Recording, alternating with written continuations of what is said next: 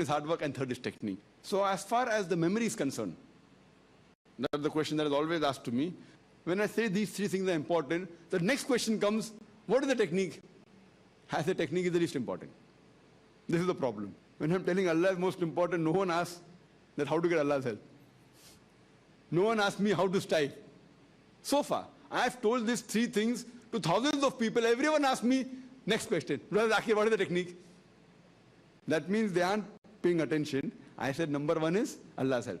Number two is striving. Third is technique. It is the least important. But yet the next counter question is, Brother Zakir, what is the technique? The technique is the Quran. That first get Allah's help. If Allah helps you, you will surely be successful. And if you strive, you have to get success. If you don't get success, you haven't strived properly. I mean, to a person who could not speak, alhamdulillah, there are hundreds of thousands of people coming to hear. It is because of Allah's help. There's no other way. Training what we do, we show that it is possible with Allah's help. Your technique is last and the least important. For example, Shadidhar always, he told me, son, did anyone train you? I said, no. Me? Did anyone train me? I'm a 6th standard pass. So therefore, all the training programs are useless. He used to tell me. See, I am untrained. Do you get training? Did I train you? I said, no. So, how you picked up? You had the jazba, you had the passion. Man, you started. So did I come to train you? I said, no. Then he realized that his Dawah training programs weren't successful. But then, alhamdulillah, we got a compromise. Our training programs have been successful because we changed the course, alhamdulillah.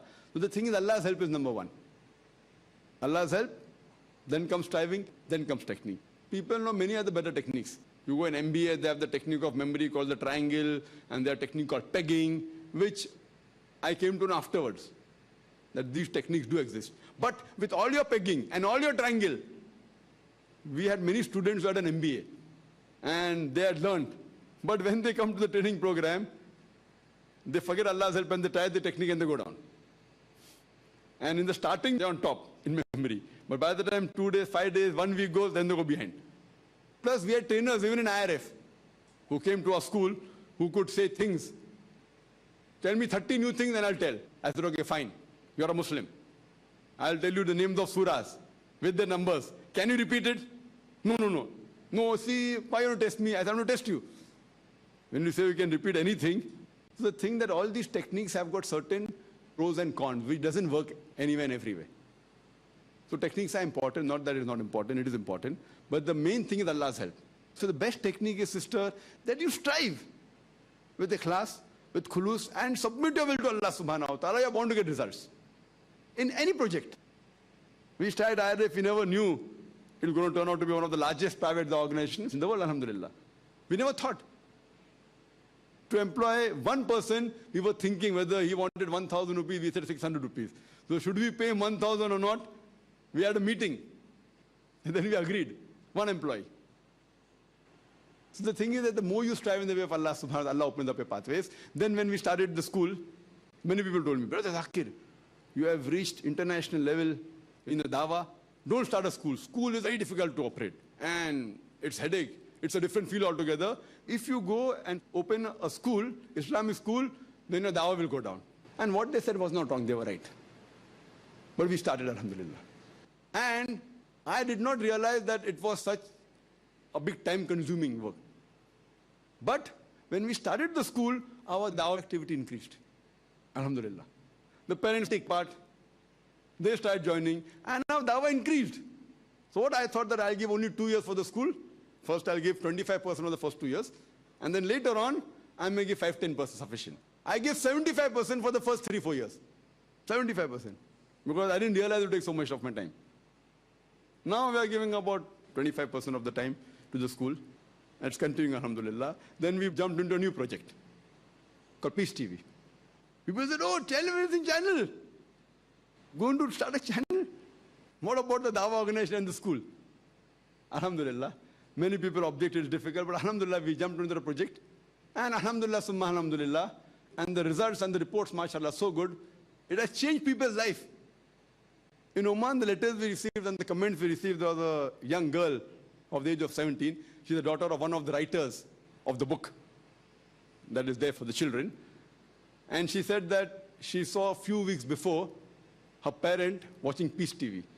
And I saw your speech, and that nearly enthralled me.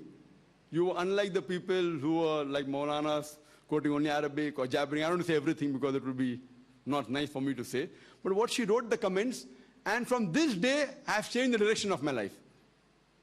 And many things she said which is not right for me to repeat here. It would be wrong for me to repeat here. But imagine it is changing people's lives.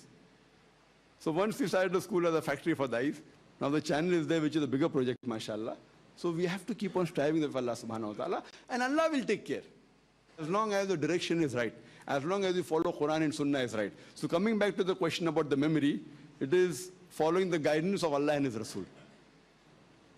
We should not bother what the world is saying. People are more bothered what the world is saying, than what will happen, what will not happen. You should be bothered what Allah and His Rasul says.